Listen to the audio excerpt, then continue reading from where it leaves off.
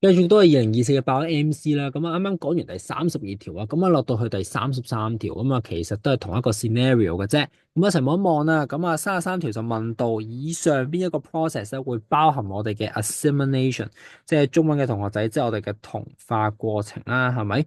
咁啊其實頭先如果你有聽我32條嘅講解，你都知其實我哋嘅 process three 一定係包含我哋嘅同化過程噶啦，因為我哋人類吸食我哋植物嘅蛋白質嘅時候，即係可能人類食嗰啲豆嘅時候，其實我哋會係進行一個 feeding 啦，跟住我哋可能 digest 啦、absorb，跟住最後會咩 assimilate 啦，將佢同化咗咯。咁所以三就一定係包含噶啦。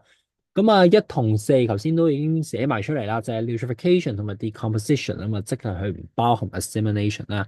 咁所以其實你根據頭先我講嘅所有嘢，你已經收咗兩個答案噶啦，就係我哋嘅 A 同 C。A 同 C 就一定冇可能噶啦，因為一同四已經唔係 assimilation 嘅嘢嚟噶嘛，係咪？咁所以已經 fail 晒啦。咁啊得翻 boy 同 dog 嘅分別嘅啫，其實咁即係你要主力判斷究竟二其實都包唔包含我哋嘅 assimilation 同化咧？其實二都包含嘅。點解啊？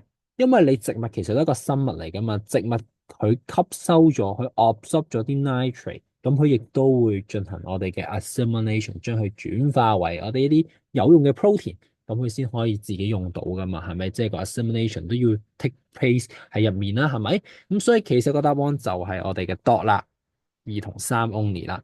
咁啊，望一望啦，第33條啦，有幾多同學仔答啱啦？咁啊，揀 dot 嘅同學仔都有50%啊，咁亦都唔係話太差啦。咁可能同學仔對 assimilation 呢一個字眼唔係好認識，但係呢一個字眼其實你喺 digestion 嗰課，即係 human nutrition 嗰課咧，其實已經學過噶啦。如果真係唔記得嘅同學仔，建議你真係翻去溫翻書啦。